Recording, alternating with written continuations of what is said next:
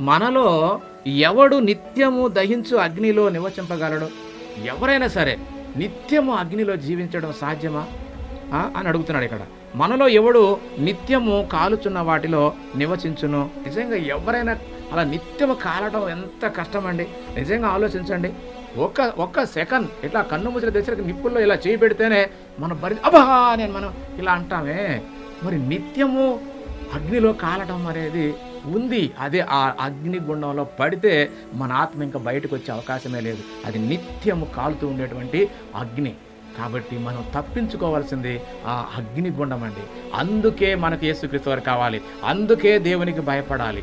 ఇక పాతాళం పరిస్థితి ఎలా ఉంటుందయా అంటే అది నిత్యము రగులుతూనే మరి మండుతూనే ఉంటుంది. అయ్యో ఏదో కొద్ది కాలమా, భూమి మీద అయితే ఏ కష్టం వచ్చినా కొద్ది కాలం తర్వాత తీరుతుందేమో. ఏదైనా సమస్యలు చిక్కుకుంటే మరలా రక్షించడానికి మన వాళ్ళు ఎవరో ఒకరు సహాయం చేస్తే తిరిగి రావచ్చేమో. కానీ ఇది ఖచ్చితంగా ఏమన్నాడంటే పాతాళంలో పడితే ఇక నెమ్మది అనేది ఉండదు.